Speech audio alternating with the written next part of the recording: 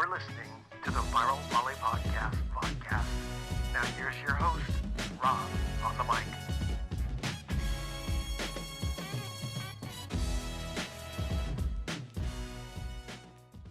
Hey, good day, everyone. I'm Rob Aspero. On screen with me today, got a very special guest, good friend, Brad Keller, USC second-year head coach. And gosh, you always have to wonder about that first year because he had to deal with so much unprecedented stuff going on in the world. But Brad, thank you for coming on today. Awesome to be here. I miss you, man. I miss you.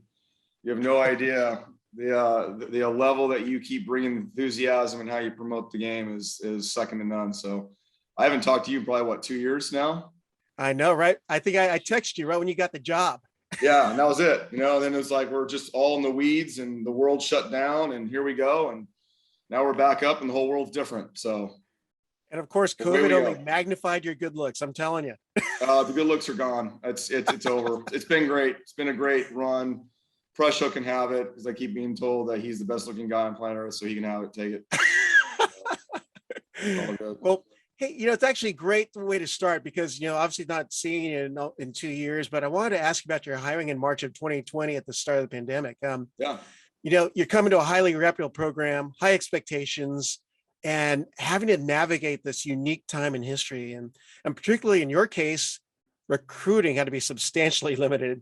And with this COVID year that's been added on to everyone, people showing up in the portal, it was going bonkers. How did you approach the formation of your current team? It's been a hell of a year and a half, I'll tell you that much. And I'm not the only one, right? I mean, I think that it's a little unique because I got the job and then I don't know, 10, 12, whatever days, then COVID hit. So I got to meet my team like once, twice. And then it was all based off Zoom. And during a time that we didn't know, I mean, we had no idea about the disease. People are passing away left and right. It was a very scary time. It still is.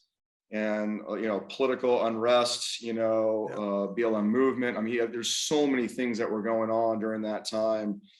And shoot, I had to move. I had to move and back up with my parents, like back it was like in high school. So I was living with my mom and dad because my brother, who was an emergency medical doctor, needed my place. And again, he didn't know that much about the disease or what was going on. So it was a really unusual time for me and for a lot of people.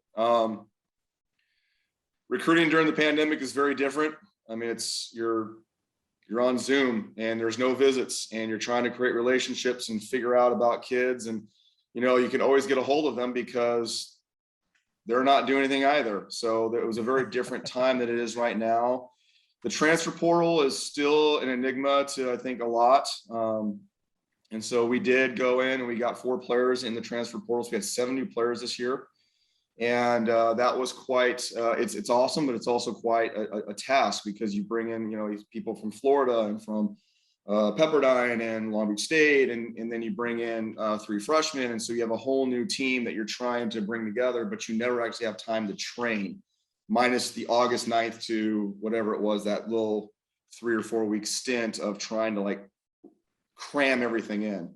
Mm-hmm. So it's been a lot, there's a lot of navigation that goes in that. And I can tell stories for days about how difficult it's been, but also, you learn a lot from these experiences. You learn an awful lot about these experiences. So yeah, it was a lot, man. It still is, but it's, we're starting to come out of it, the entire country and world. And so it's going to get back to a little bit more normal. It still isn't there, I don't think, but it's getting there.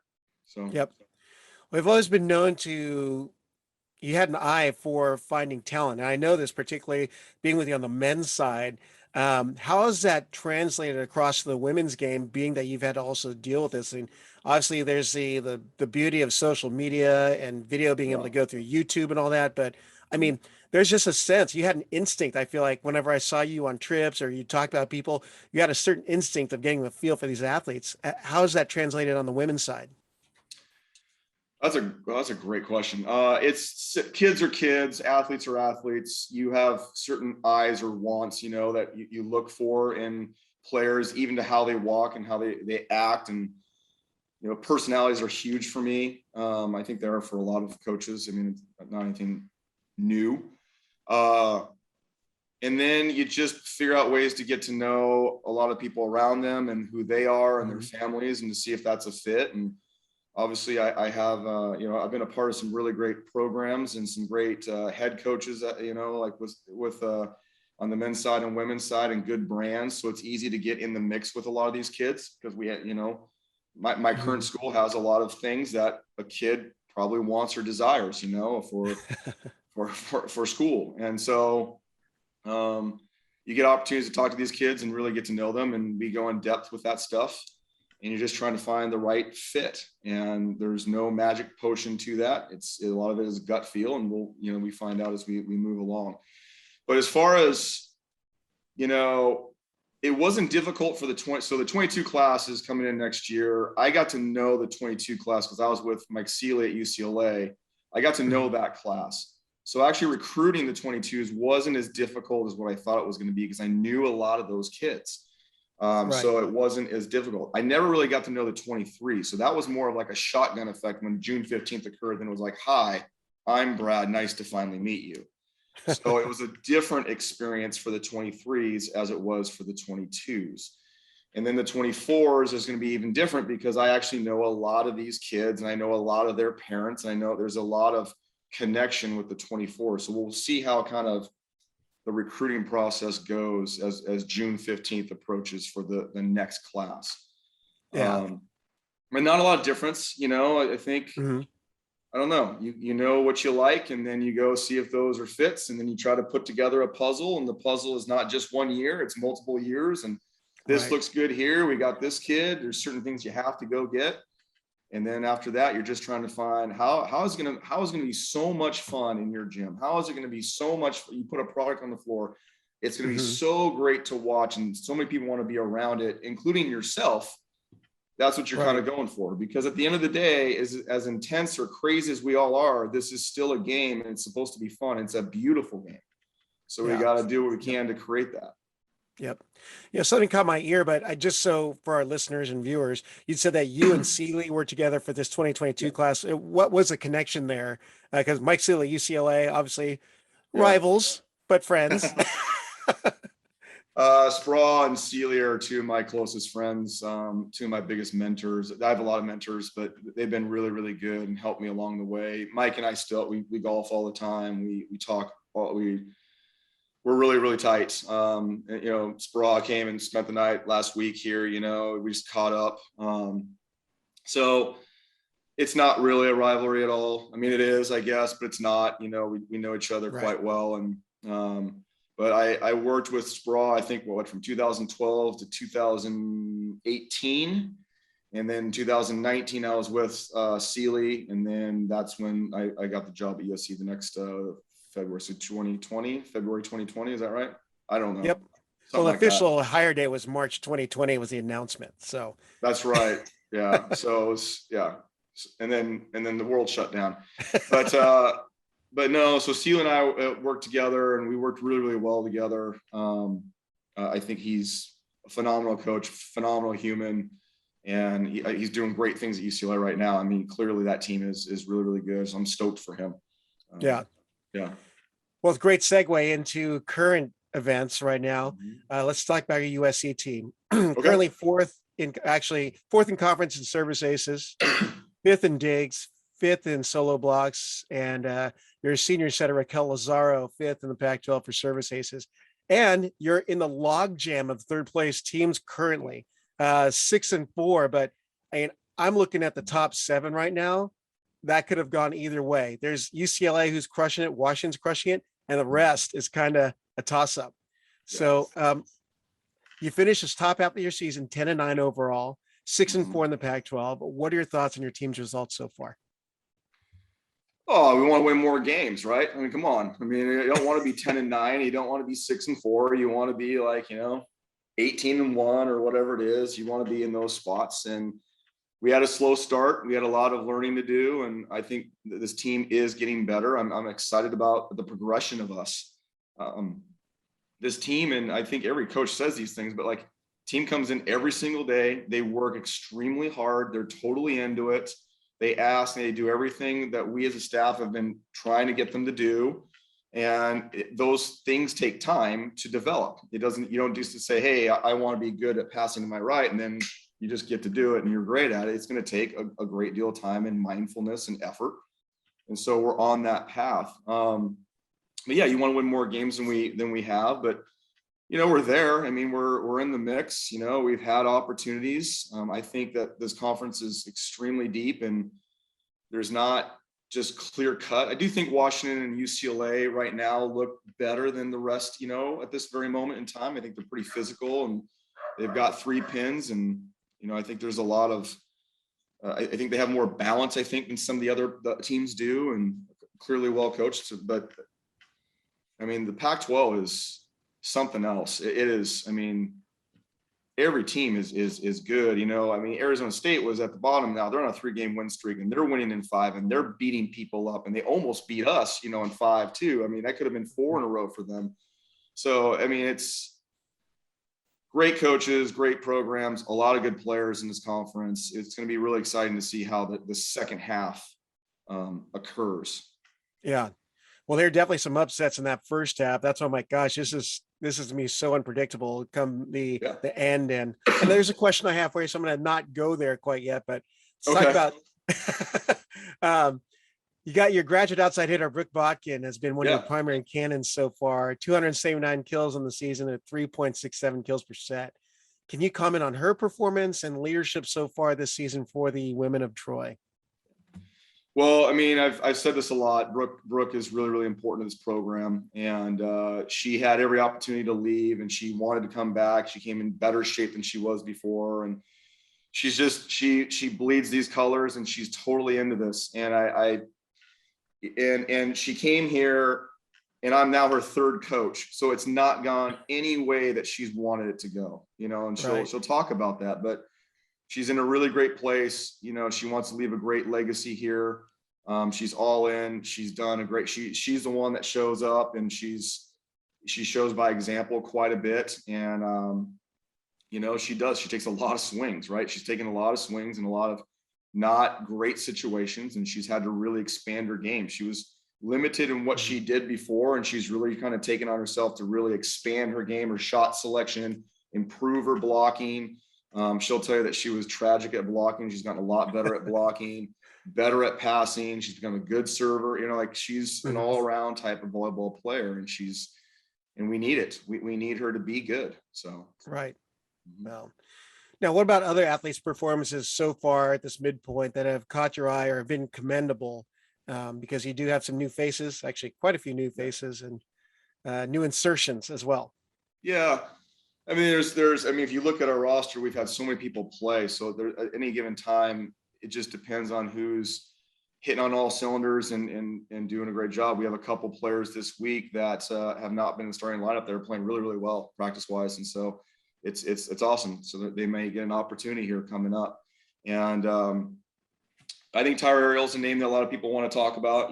She's a freshman, and she's a high flyer.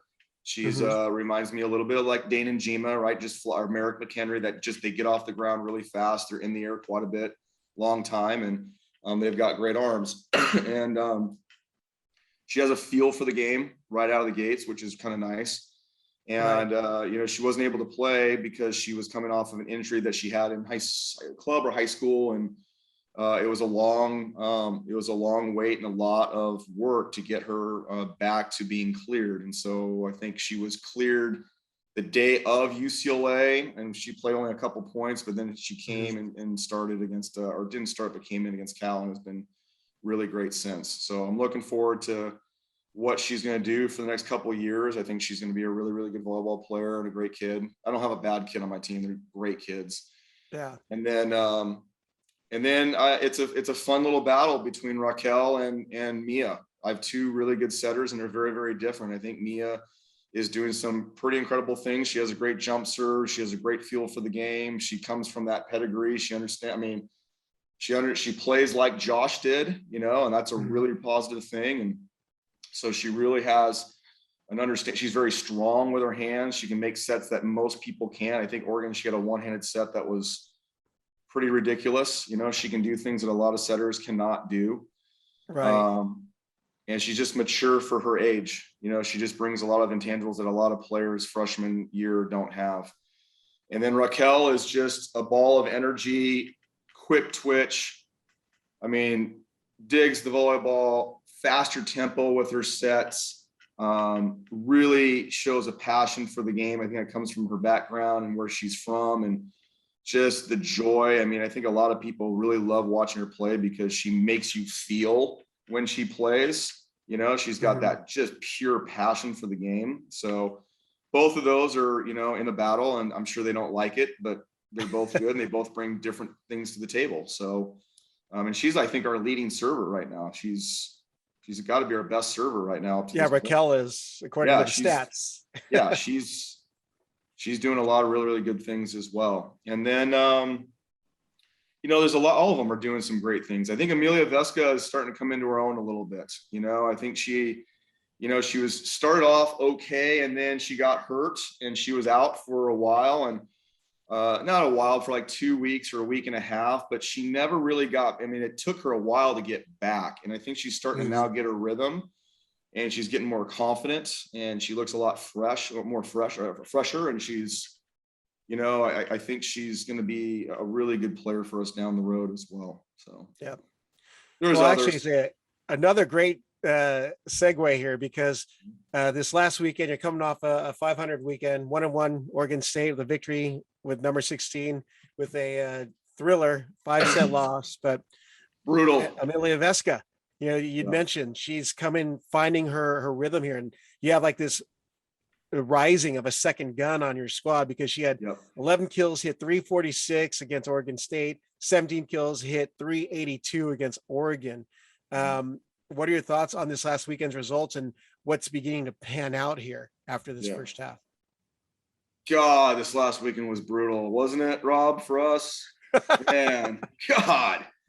No, you know, Oregon State is a super dangerous team. They play a style of ball, really scrappy ball.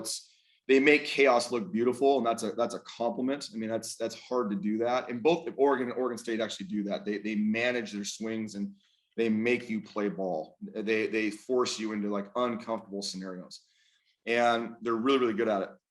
So we were able to get off to a fast start against Oregon State, and they were starting to claw their way back in. And we're able just to like get on them at the end. And I think that's a home court advantage. I think it's home cooking a little bit. I think all that plays into effect.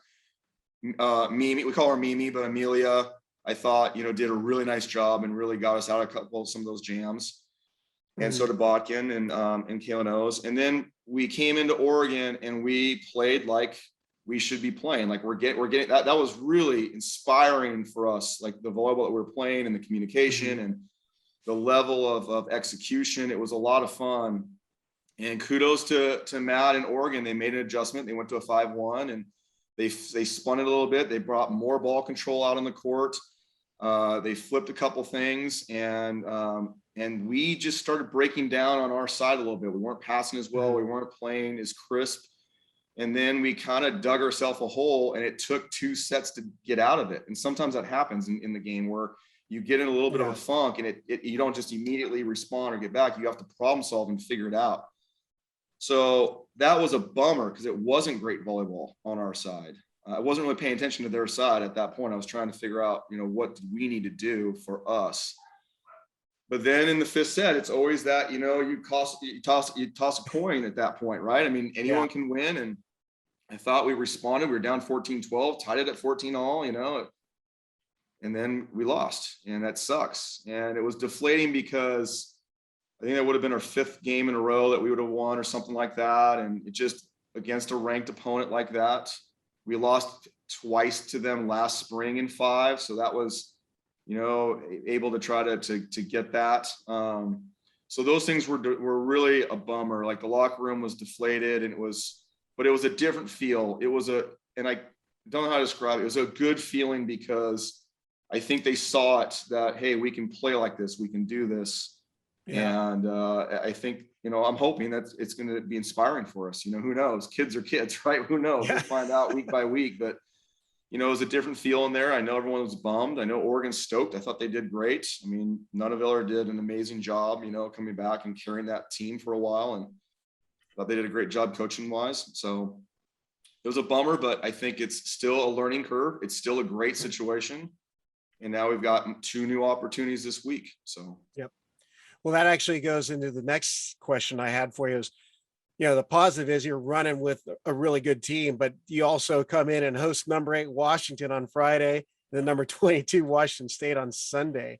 Yeah. What are your thoughts on this weekend's matchups? It's the hardest. I think Washington State is the 2 toughest teams to play against in our conference because it's the combination of both of them. Both have elite coaching. They have elite players that can just take over games. There's a style that they're very distinct in different styles. There's a scrappiness and a grittiness and a fly around the court mentality that Washington State has. Like I call it winning the ugly point. They win the ugly point. And I think there's an art to that. It's really, I mean, that's really cool volleyball. And then I think that Washington has so specific with their systems and how they play the game and how they hit high flat off the block and how they throw the ball down and how they block and play defense and trans. It's very specific. And they're just great at it. And so they're going to hit you with that over and over and over again. And you got to beat them because they're always going to be good at what they do. And so you have 2 very, very distinct teams and very, very good teams coming in here. And we beat, and here's the other thing, I think we caught Washington State off guard up there, and that's not going to happen. That team is going to come in on Sunday, and you better believe they're going to be all for revenge against us, and we know that. So, well, it's a crunch time at mid-season already, which is a great scenario to have. Yeah, stressful, but it's fun. It's fun. Lack of sleep, right? Sleep's overrated. Lack of sleep. That's right. We don't need to sleep. I bet you talk to all these coaches, they're all probably in a similar boat. It's just, it's go time for all of us. Yeah. Well, without a doubt, the Pac-12 is one of the toughest conferences to compete in and year out. But you got 6 teams in the top 25 with 1 more team receiving votes just outside the 25. Upsets can and have happened so far in the first half. What's your assessment of play in the Pac-12 from a coach's standpoint? Well,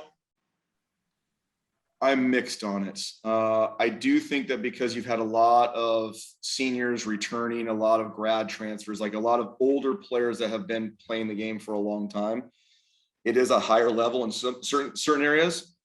And then I also think it's just not. So I think the level of play is super high and super low right now. And what I mean by that is it's not clean all the time. I would expect it to be more clean with the amount of older players in the conference. Interesting. So I expect better touches and situational play and understanding the game from every team, every single team. But I do think that the dynamic play or the wow play or the physicality or the ability to make the great shots and the excitement of the game is way up this year because you have players that can take over and do some pretty phenomenal things. So I do think it's like kind of a mixed bag with all of that. And I think you're going to see I think you're going to see a lot. So we're halfway through our conference. You're going to see now who's improving and who's not. And like fatigue, where does that set in? That's another thing that no one's really talking about. But we played spring. You give them this small break. They come back from maybe summer school and lifting and open gyms. And then you go right into our season. So it's usually you have your fall season, you have a small break, you come back for spring season, which is where you train and learn how to play the game and learn your systems and all those. I mean, no one in my gym has learned the systems that I have brought to the table. We haven't had a training block in all honesty. So I can't wait for this spring to actually get to do that. That's gonna be really, really fun. But like no one really had that. And so you're rolling the dice and getting your team out there and you're making sure they're as healthy as possible. And you're working on small things here and there. And you're just trying to build off of whatever you can, but fatigue is a big deal, I think. At least it is in my view. So that's another thing. Shoot, I'm tired. So Well, you know, one of the things I didn't consider on, at least in the Pac-12, is you have so many high volleyball IQs as coaches strategizing and playing that chess match. But gosh, it's magnified just seeing the competition so far this year. Is that an adequate assessment of what we're seeing here? Yeah, there's all the coaches in the Pac-12 are really, really good, like really good. And they're different. There's different thought processes and what they look for, how they play, how they make adjustments. And then last year was an interesting way of showing it because because of COVID, you went to Oregon came to us and played us twice, like back to back in our place because you're trying to cut down on everything. But it showed you like night one versus night two, what changes were being made or what was different. Like if you won, do you make any changes? If you lost, what changes do you make? And then I think because of that, you are now seeing more of that this year, or at least come like in-game decisions or changes, or, you know, there's a lot of that going on. It's pretty impressive. I haven't watched the rest of the country. I'm assuming it's the same across the country, but we're just talking about the Pac right now. Yeah. Well, I'm gonna put you under the gun here, but there'll most likely be multiple teams out of the Pac-12 to receive berths in the NCAA tournament. What teams would be in the NCAA tournament if berths were awarded today? Right now, like who deserves? Yep. I think it's, out of the Pac-12. Out of the Pac-12, Washington State, and UCLA are the top three teams right now, and those are teams that will go deep into the tournament or have the ability to go deep into the tournament. Oregon should be in that mix. Stanford should be in that mix. Trying to think what else. I didn't get a great gauge on the other teams, so we'll see how it goes. I think there's some teams that are lower that can move up. Of course, I want to put us in there. You know, that's biased, but I think that we have the capability to do it. So, but we're on the bubble. You know, clearly we're on the bubble, but I think that we can be. You know, we're physical enough to do that. We just got to keep fine tuning some stuff. But then if you look at it, you have so many teams that are doing, like Arizona State is doing some great things. Arizona's doing some great. Colorado, like you have teams that are doing some really spectacular things. And so you have to be careful because those are not only it's all about arms. You have to have arms on the pins, and these teams have arms on the pins, and they are increasing and getting better at a rapid rate. So these teams can obviously be considered into the NCAA tournament. I think there's like 9 teams that. I mean, I know that's not how it goes, but 9 teams can be in the NCAA tournament and do ridiculously well in the tournament, like deep runs and go and do some pretty spectacular things. Getting hot at the right time, as always, is the thing. Right. That's right. No doubt. So. Well, hey, Brad Keller, USC head coach, best of luck this weekend. I so appreciate your friendship, and coming on and really just promoting the game of NCAA women's volleyball. I'm looking forward to, would have been in LA this weekend, but I've got my own matches to work. So. Yeah, you got your stuff to do, but always been a men's coach. Love you guys. I miss you guys a ton. So I'll be able to come around during spring this time because no COVID, hopefully, and come support and watch. And Rob, keep doing what you're doing. It's you do great things for volleyball, and we need you. So it's awesome. It was great to see you. I love you, man. Yeah. Hey, I love you too. But hey, you got to go on those Pac-12 men's broadcasts with Anne-Marie Anderson, because I'm pretty sure the analytics, they blow up when you show up on those feeds. Well, first of all, Anne-Marie needs to have to deal with me, and there's only so much of me that you can handle. So, so she wants it. Yep. I'll be around to do that. Yep. I think that's fun. It's fun doing that stuff. And then she was actually in our gym yesterday because she's doing our game on Friday versus Washington. So, but all you guys do such a great job. So. Well, I definitely want to plug your matches will be on the Pac-12 network on Friday and Sunday. I guess officially Anne-Marie Anderson, also known as Maleficent. Yep. Don't know if you caught her costume this last week, but I did. Spot on. Yep. That was pretty good. And she wanted to be in character longer, and she realized she had to get serious there for a second during that podcast. So. Well, Brad Keller, thank you again. And this weekend, best of luck against the Washington teams. And again, on Pac-12 Network, Friday and Sunday. Be sure to tap in. Follow the Trojans on social media. show that you're engaging with the programs and all the NCAA programs, as well as the Pac-12 teams. So we can get the word out there and get people following. Hey y'all, thanks for listening to today's episode of the Viral Volley Podcast. Be sure to follow Rob at Rob on the Mic on Instagram, Twitter, and Facebook, or at robonthemic.com. Check you next time.